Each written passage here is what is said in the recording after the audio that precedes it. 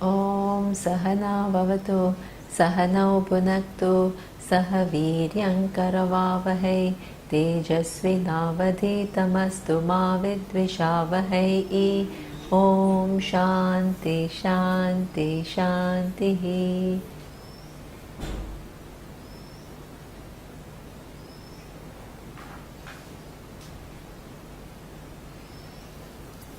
We've seen so far that what is the Tattva Viveka, what exactly is to be known, which is the final Tattva, the final truth. And the statement was made that Atma is Satyam, Atma is the meaning of I is the, Satyam is an ontological term which shows you the order of reality. And that is the only absolute reality in the universe, and everything else is what we say mithya. Mithya means that neither you can say it is non-existent, nor you can say that it is really existent, because it depends upon something else for its existence. And something else is just, going on. If you look into any given thing, we will see that it just is nothing but forms within forms. So this is a very big order, and then it comes to how can I be the absolute reality. So the next question is asked, what is this Atma, what is I, that which is the absolute truth. Now everybody knows that I exist, but we all have notions about what the nature of I is, and according to those notions, which form in a few different categories, different ways of looking at those notions, first the Tattvabodha begins to negate those notions by saying that this is what you are not. So the first set of notions that we have, a given way of looking at it, there is an overlap obviously between different ways of looking at it, but just to show you the range of mistakes that we make about the nature of I, it is divided in three basic categories. One is said that it is distinct from the physical body, it is distinct from the subtle body, and it is distinct from the causal body. So what we have seen so far is what is the physical body. We have seen that it is nothing but putting together of 5 elements which are grossified. Okay?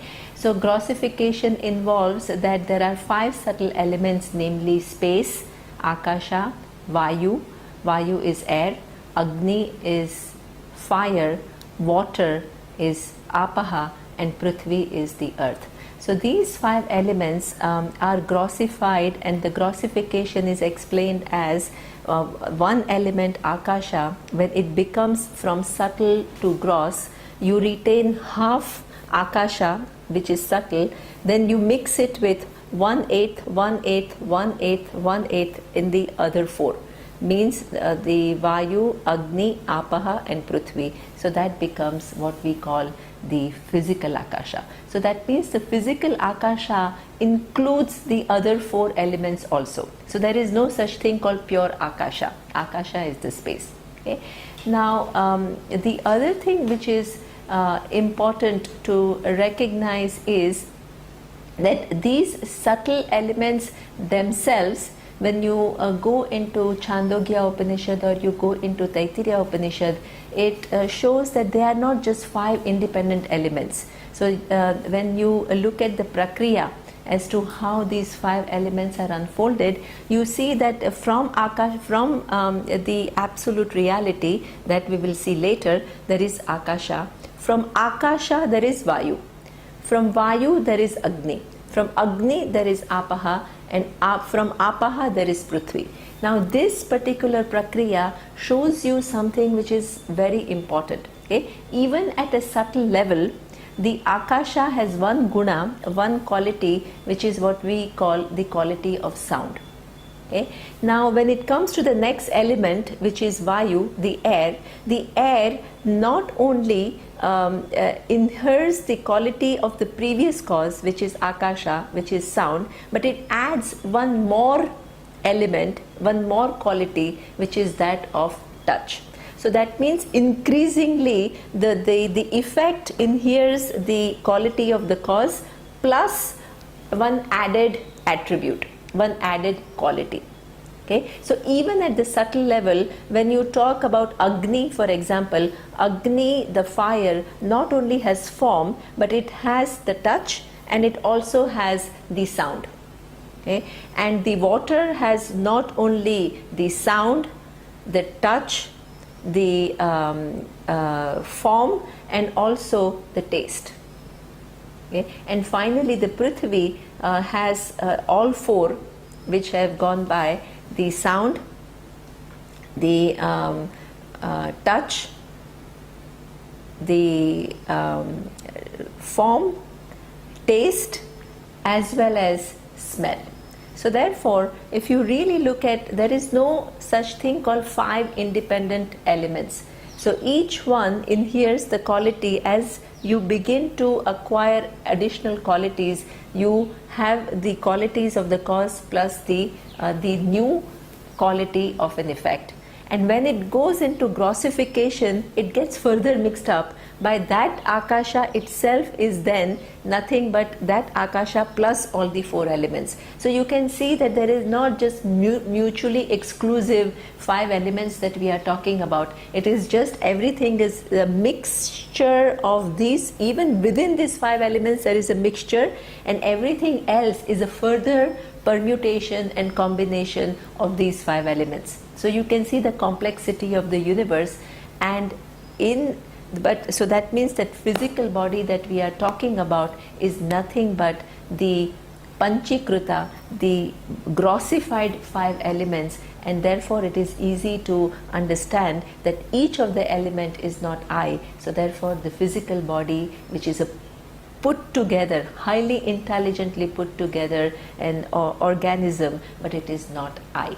Okay. The other reason why we saw physical body is not I is because it undergoes a lot of changes. So from the time of the birth to the time that you're here, there is so many changes which are taking place in terms of your physical body, sometimes so much that they're beyond recognition. If you are in your 40s and you take your photograph of when you're 12, then the difference is just really too much. Okay, or even at a cellular level, there is constantly things which are changing. So you are the one who is constant, in whose presence all the changes take place. So therefore you are not the physical body. So the prakriya which is used, the methodology which is used to indicate that this physical body is not I is what we call drik drishya prakriya. Okay. Druk drishya viveka is whatever is seen by me, which is an object of my knowing, is not the subject. So that means the nature of the subject is that which cannot be objectified, because the minute it is objectified, then who is the subject who is viewing it? Okay. So therefore physical body is known to me, its conditions are known to me, there is object of my knowledge, and therefore it is not I. Okay. Now the second placing of the I is in the what we call Sukshma Sharira. And Sukshma Sharira was defined as those 5 elements which are subtle in nature, which are not yet grossified. But as I had said, that itself is something which is Akashat Vayu, so it inheres the quality of the previous cause. These 5 elements which are subtle in nature produce what we call a subtle body, which has again 17 functions were taught. Now these functions that we talk about, 17 functions, some people make it 21. So we are not really stuck with the numbers. It's not a counting. It is looking at the subtle functions from a given standpoint and understanding that what do we mean by subtle body. Subtle body by definition means that, something which is subtle, which you cannot grossify. So what does it all include? So it was said that it includes 5 sense organs. So 5 sense organs are your ears, your eyes, your nose, then your sense of touch, which is the skin, and then the taste. So these are the 5 sense organs. Now in the discussion of these 5 sense organs, the presiding deities were mentioned. Okay. Now presiding deities were mentioned, which has a very important function, because there you see that the sense organs have a certain quality of, let's say, picking up a sound. Ears can pick up the sound, and since the subtle body is also made up of 5 elements, okay, so the sound quality belongs to the akasha, the element space has the sound quality. So therefore it is kind of corroborated to make you see that not the whole universe is nothing but those 5 elements manifesting in many different forms, which have the capacity to create sounds, because they are also constituting of akasha. Okay, and you are given the sense organ which is also made up of 5 elements, which picks up the corresponding quality, okay, of that presiding deity. So this is how the interaction becomes possible. So this is how everything is designed in an amazingly orderly fashion by what the eyes can do. And which is the presiding deity? It is the Agni, and Agni is the form, and it is the fire.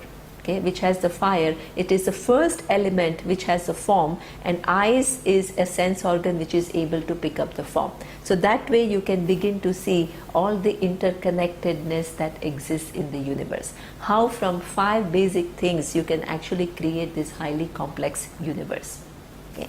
Now what we saw is that you are not these 5 sense organs. These 5 sense organs are part of the subtle body.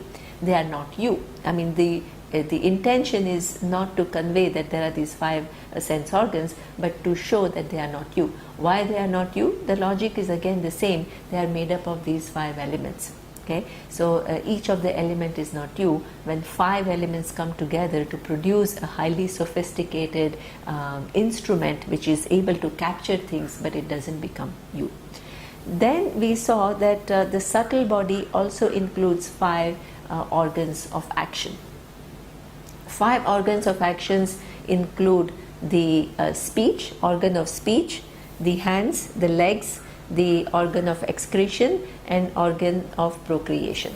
So these are also again they were shown that what their deities, what their governing deities are. So there again we are given an insight into the laws. So the laws which kind of, the laws which enable my vak was said to be the presiding deity of speech was said to be Agni, the fire.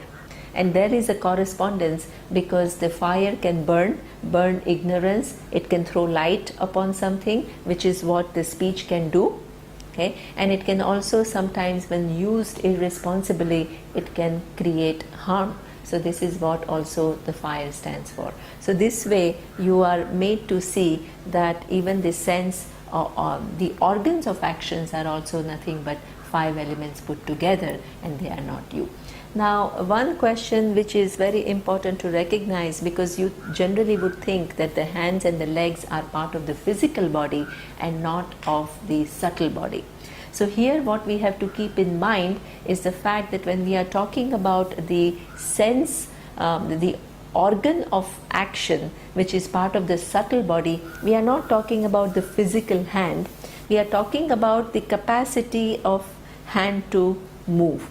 Okay, so that means that you can have a physical hand, but it doesn't have that is something which is subtle, that just by looking at your physical hand, unless it is very visibly damaged, you have no idea whether it can actually do that function or not. Okay, so this is what you are not. And then the other parts of the subtle body, which are pancha prana, which include your respiratory system, your digestive system, your circulatory system, that is something which is not discussed here, because it will come under the second way of looking at things, which is 5 koshas. So they are not discussed here, including even the mind and buddhi is not discussed here as part of the subtle body, because that will be part of the discussion in the second set, where he is talking about 5 koshas, 5 levels of errors that we make with reference to what is the nature of I. Okay, so it goes on straight to what is Karana Sharira, what is the causal body. So it asks the question, now we are on page 15, Karana Sharira Kim.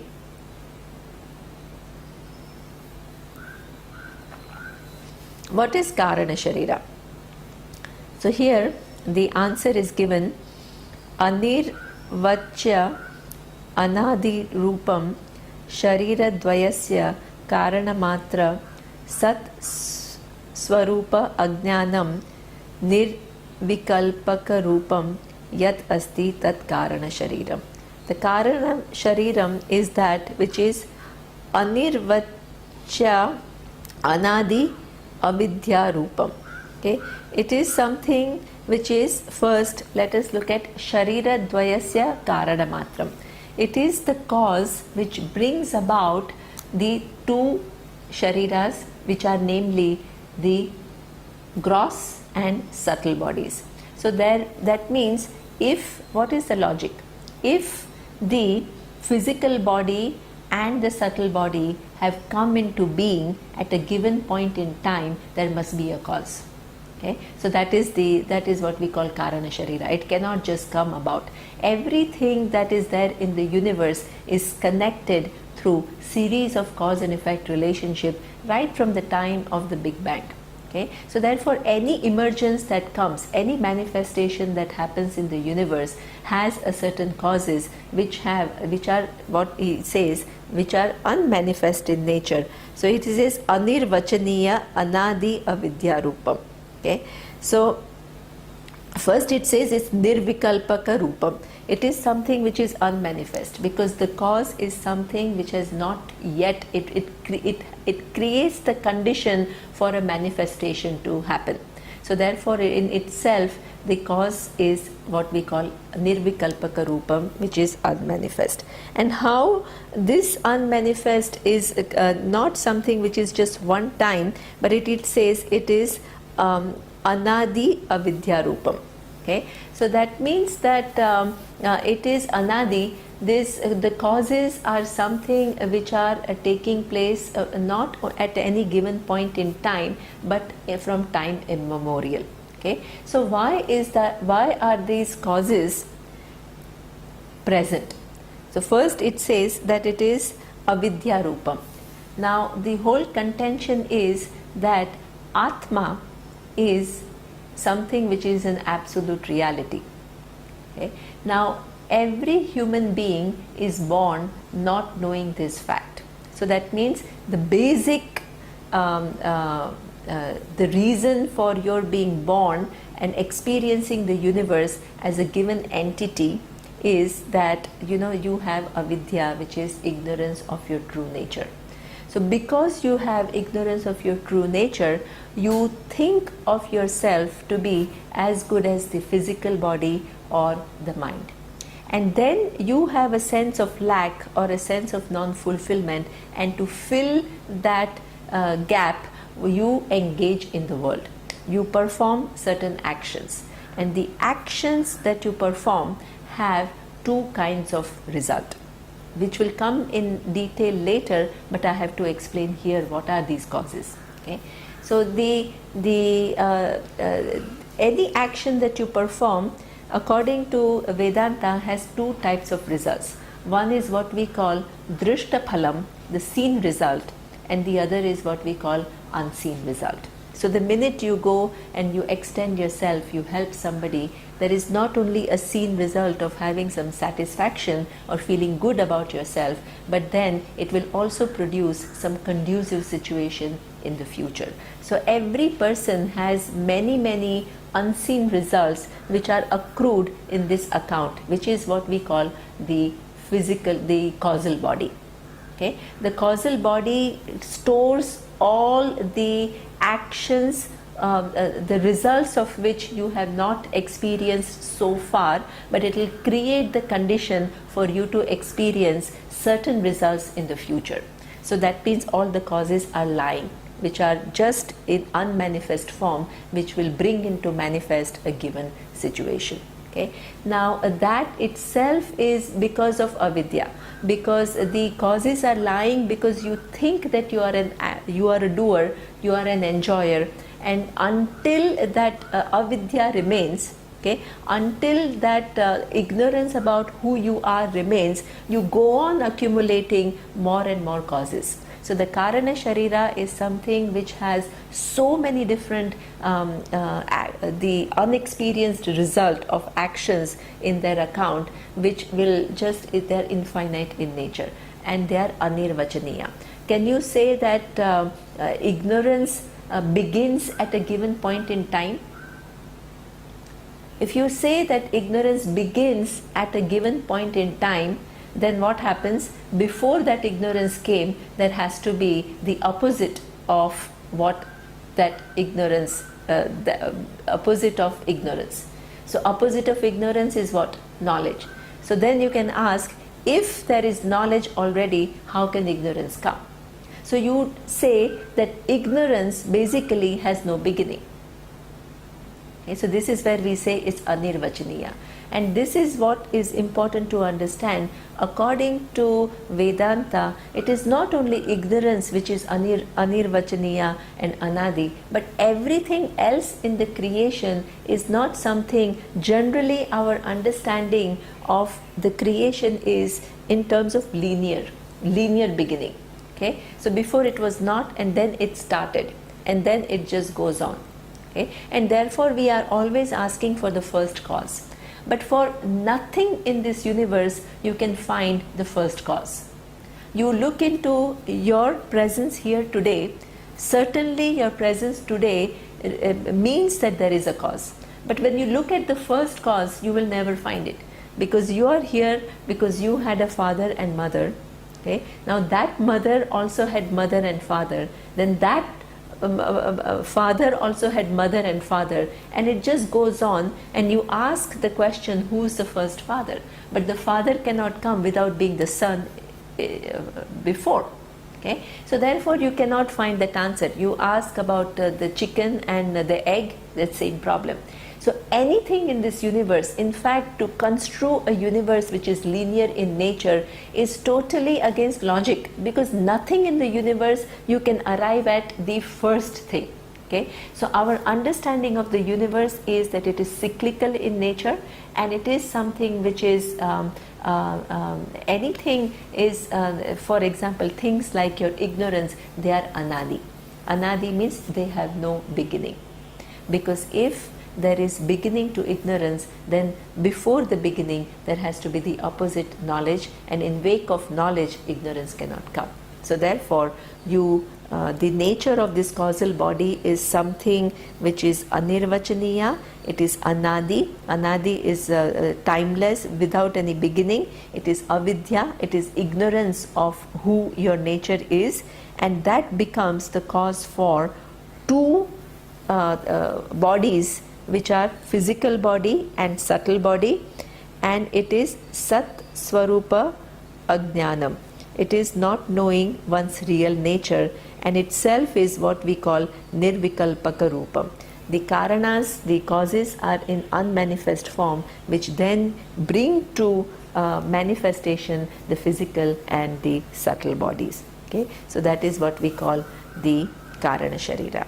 What is important to recognize here is that until the avidya remains, until you have tackled this basic non-understanding of your nature, the causal body remains. And as long as the causal body remains, you keep on coming back, because the causes are too many for you to manifest in any given physical and subtle form.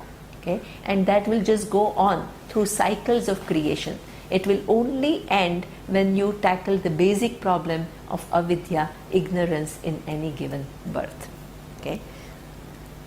So now this is what we call is karana sharira. So now we have completed the first set of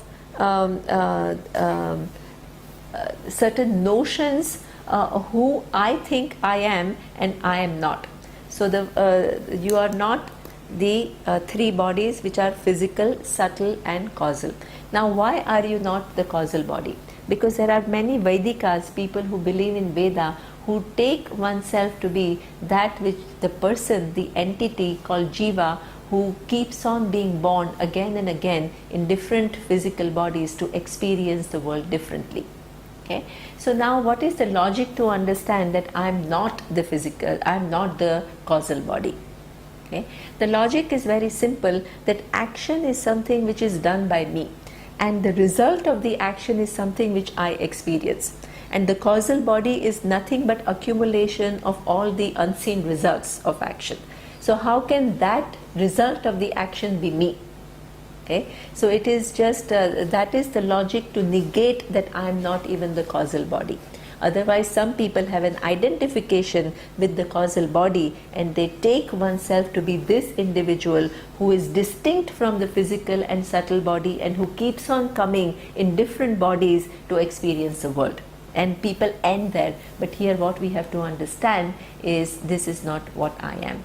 And the causal body also includes avidya. Avidya is ignorance of what the real nature is. Even avidya, can I say that I am ignorance? No. My ignorance is known to me, and when I correct that ignorance, the knowledge takes place. Then knowledge in wake of which the ignorance goes away is also known to me. Okay? So neither the ignorance nor the knowledge, which is the opposite, is I.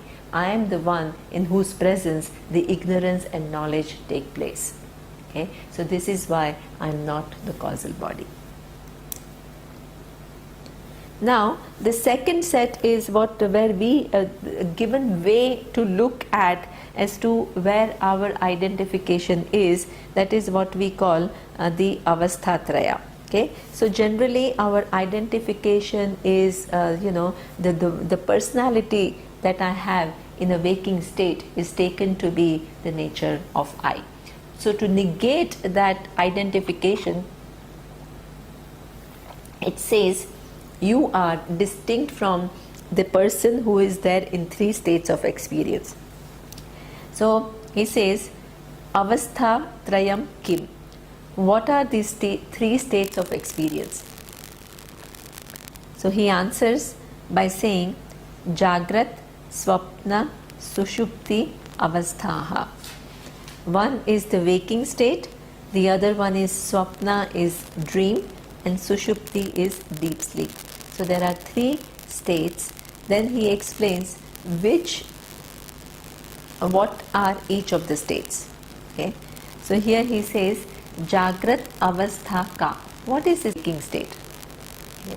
So he answers by saying, Shotradi Gnanendriyaihi Shabdadi Vishaya Nayante Iti Yatsa Jagrat Avastha Sthula Sharira Abhimani Atma Vishwa Iti Uchyate. Okay.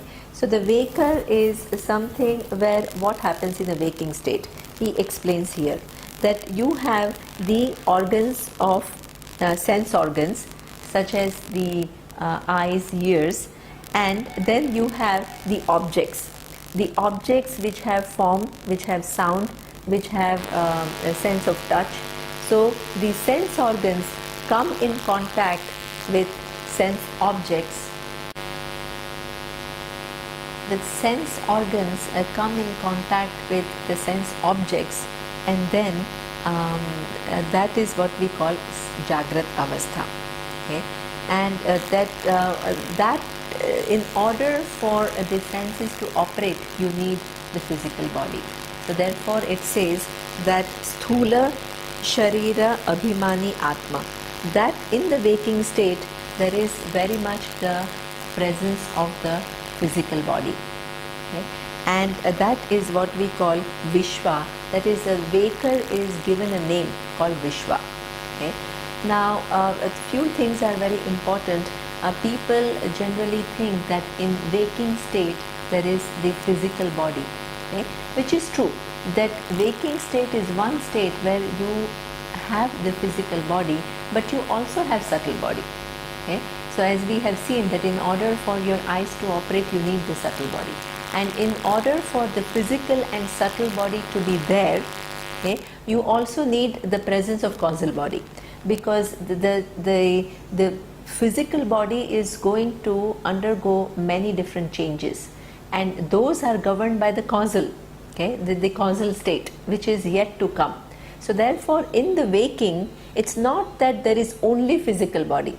In fact, there are all three. There is physical body, there is subtle body, and there is the karana. There are all three are present. But as we will see in the dream, the physical body is not present. Therefore, here they talk about the presence of physical body. Okay? But it should not be construed that it's only physical body. Some people make that mistake, that they are all three. Okay? And because of all three, there is a complete, the person is Vishwa, there is a complete, and this is why that even though we have three states of experience every day, which is waking, dream and deep sleep, why our identification is with the waker. Okay? I don't really mistake myself to be the dream that I had. Okay, I don't mistake myself to be in the deep sleep that I experienced every day. Okay, all my identification is with reference to the identity which is in the waking state, and in the waking state the identity is full because it involves all three. Okay, so this is what we call, it is Vishwa, it is complete. Okay, then what is the Swapna Avastha? It explains what is the dream state. It says, Swapna Avastha ka iti chet Jagrat Avasthayam yat drushtam yat shrutam yat janita vasanaya nidra samaye yaha paranjaha pratiyate sa Swapna Avastha. Sukshma Sharira Abhimani Atma Taijasaha iti uchyate. Okay. So what is described as the dream state is that whatever is experienced in a waking state. Okay. In the waking state, you are interacting with the world, your sense organs are operating, the sense objects are there, it creates a certain impression in your mind, and they are stored in the memory.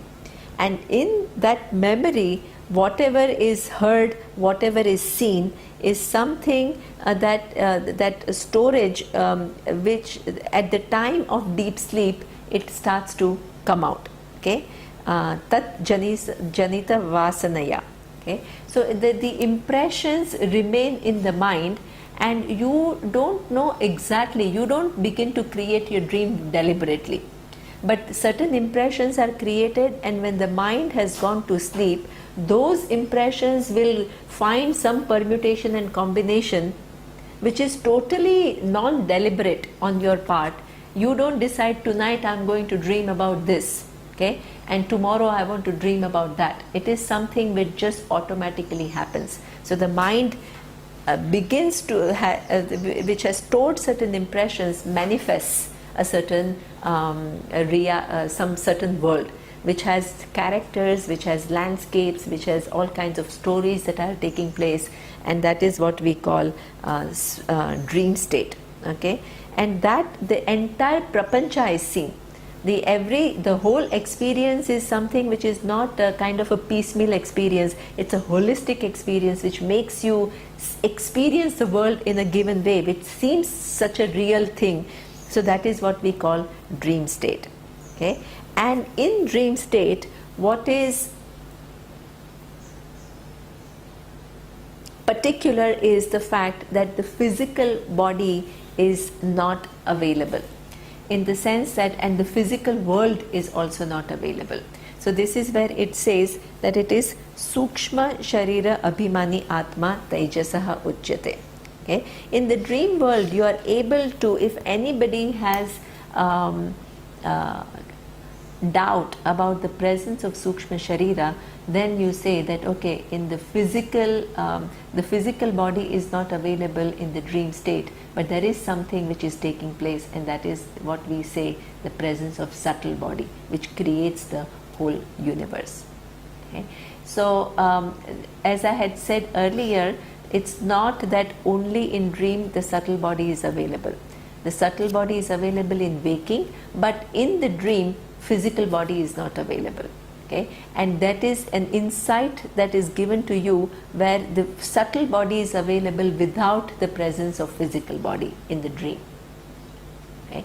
And that is what we call the dream world.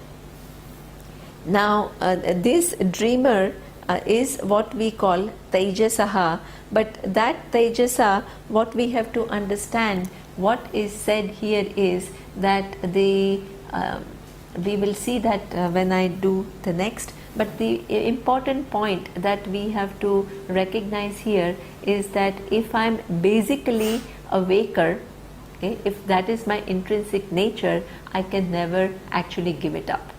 Okay? But when I, in the dream, the waking world and the waker identity is something which is just not available to me. So that means that I can be a very wealthy person in my waking state, but I can dream that I am a pauper.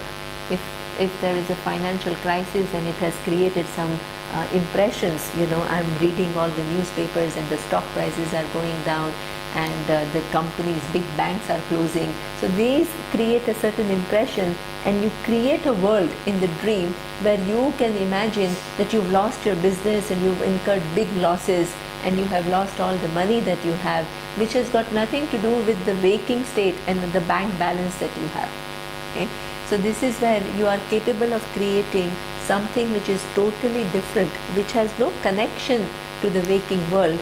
And that means that if you are able to give up the state of the waker, even for a given length of time, it gives you the understanding that that is not my intrinsic nature. Because whatever is your intrinsic nature, you can never give up at any given point in time. The very fact that you find yourself as free from how you experience self in the waking world, in the dream world, it shows that the characteristics that are inherent in the waking state are not your real characteristics. They are not your intrinsic characteristics. Okay? And what is available is your Sukshma Sharira without the physical body. Then there is a third state, which is, he says, that the third state is what we call deep sleep state. Tataha Sushupti Avasthaka. What is the deep sleep state? Here he explains, Aham kimapi na janami sukhena maya nidra anubhuyate iti sushupti avastha. So the deep sleep is described as that where you don't know anything. Aham kimapi na janami. I don't know anything. Okay. Sukhena maya nidra anubhuyata. Okay. That I am just happy. I am experiencing, it's kind of a calm and quiet. There is some kind of a pleasure which is not an experiential pleasure. It's not that actively you are appreciating while in deep sleep that, oh, I am very happy now, or that I am very quiet and I am very tranquil. No. You have to come, when you come back and you are waking, when you are in a waking state, then you can say, wow, I had a good night's sleep. So that means there is some sukshma understanding of the fact that there is an absence of everything, because in the deep sleep you are not even aware that it's not actively that you are thinking, okay, that you are not thinking of anything. But when you wake up, there is certain understanding that I slept very well, there was very calm, it was a sound sleep. Okay? So that means that the brain has kept certain impression. So this is what we call Sukhena Maya Nidra Anubhuyate. I experienced a deep sound sleep, and that is what we call Sushupti Avastha. Okay. Now that in the deep sleep there is no physical body, no identification with the physical body. There is also no identification with the subtle body. Okay? So what is present is only what we call Karana Sharira. So that is one state where the physical and subtle body go away, and therefore the physical universe ceases to exist. Even the mind and its activities which are available in the dream world are ceasing to exist. All that is there is the causal body in the unmanifest form.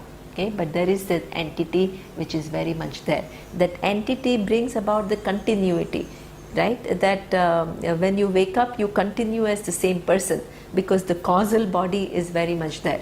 Otherwise, the minute you get rid of your physical body and the subtle body, then it's gone.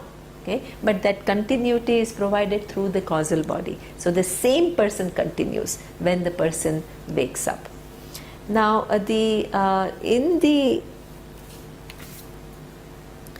so therefore it is said, Karana Sharira Abhimani Atma Pragnaha iti Uchyate. So that in the deep sleep, what you experience is Karana Sharira, and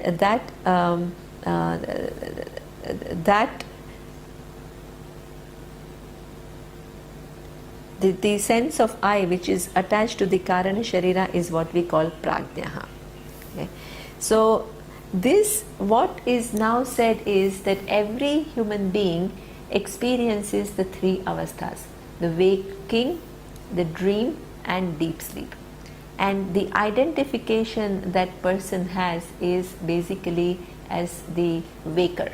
Okay, because that's if you ask who you are, all the description refers to every experiences that you have gathered in waking. Now, what is the point here? To show that, to shake the fact that I am that waker who experiences the world in a given way. Okay, you are shown that if waker was you, and if that was your inherent nature, that should always remain. But the very fact that every day, for in fact the waking time out of 24 hours is how many hours? Because 8 hours of sleep if you have, out of 24 you minus 8, so you have how many? 14 hours. No, you have 16 hours. Okay, you have 16 hours of waking, and then you have 8 hours of dream and sleep state. So that means that if the waker is you, then you cannot give it up for 8 hours every day or 8 or 9 hours every day. So that shows that you are not the waker at all. That is not your intrinsic nature. It also makes us appreciate the fact that the waking is the full avastha where all the possibilities of knowledge take place. Every knowledge, every knowing takes place there. Every understanding takes place in the waking state, because in that state you have the full faculty of Sthula, Sukshma and Karana Sharira. You have the physical body, you have subtle body, and you have the causal body with you. Whereas in the other two states, one less. In dream you have only subtle and causal, and in the deep sleep you have only causal. Okay? And the causal is something which is in and through all three states.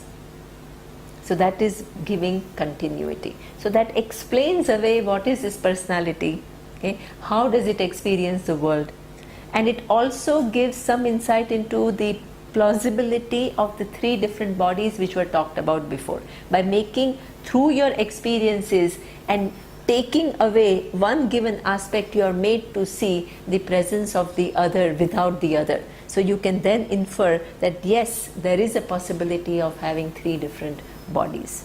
Okay? But the point is that the waker is not you. Now that is this second set. The first set is the three bodies are not you. The second is the three states of experience that you have that are not you. Okay? And even in deep sleep, I just want to highlight one thing, that deep sleep is something which is highly refreshing in nature. So that's why a waker, for example, when you are too troubled, when you are too stressed, what happens is that you are given what we call tranquilizers to calm your mind, and then you can go to sleep, you can relax. So waking, the deep sleep is a state that is given to us, which actually it's a great relief, because the waker can work oneself up to become so stressed and so entangled. And this is a respite and a relief that is given to us every day to get rid of all these accumulated burdens that we pick up for ourselves. And this is why, because it is so relaxing, you have even in a waking state, because in the deep sleep you don't know that you are so relaxed. So there are some techniques in yoga which we call yoga nidra, or even in meditation. You are taken to this deep relaxed state of deep sleep, but in a waking state where you are aware, that awareness is there, that I am totally calm, I am totally tranquil. Which that awareness, that means your mind is functioning. It is not like deep sleep, but at the same time you get the experience, the relaxation that is available in deep sleep. Okay, so that deep sleep is something which is functionally also extremely important state, where you get some kind of a respite from your day-to-day challenges. Okay. But that is not you, and this is why while in a waking state, if you want to recreate that deep sleep state of relaxation, that is not you either. Okay, because that is again part of the three bodies, the physical, subtle and causal bodies. Okay, so that is not what you are. So anybody who thinks that in the waking, if I have quieted my mind, okay, and I'm very tranquil and I'm very silent, that is what I am, that is what I have to achieve, that is not what I am. Okay? So I am something which is distinct from all three different states of experience. Now the third way of looking at it is what we call the Panchakosha. So here it says that the Panchakosha is unfortunately very often described as 5 covers, the 5 things that cover Atma. As we will see, and the statement is made, is that Atma is something which is the absolute. How can anything in this universe which is only as though can cover the Atma? Nothing in this universe can actually cover the Atma. If Atma is capable of being covered, it just becomes one of the objects in the universe, because there is one thing which enjoys the same order of reality as the other, and one is capable of covering the other. Okay? So then that would just not make it limitless. So here the kosha has to be taken as different locus of error and not the actual physical covers. So different locus of errors that we make, which as though cover the real nature of Atma.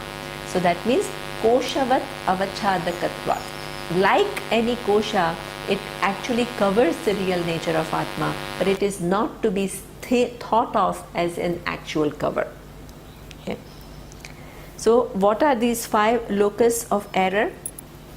It says there are 5 locus of errors. One is annamaya, that which is modification of food; pranamaya, which is modification of prana; manomaya, modification of mind; vijnanamaya, modification of the modification which is not modification, the modification which refers to the faculty of decision making and cognitive capacity; and anandamaya, the faculty which makes you the enjoyer. So these are the 5 different locus of error. You think Atma is annamaya, is each one of them is explained here, which we will see the first now. It asks, what is the first level of error that I make with reference to Atma? So he asks, what is annamaya? Annamayaha kaha?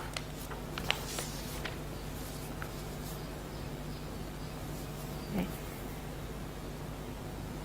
The answer is Anna Rasana Eva Bhutva Anna Rasanena Eva Vruddhim Prapya Anna Rupam Pruthivyam Yat Viliyate Tat Annamayaha Koshaha Sthula Shariram.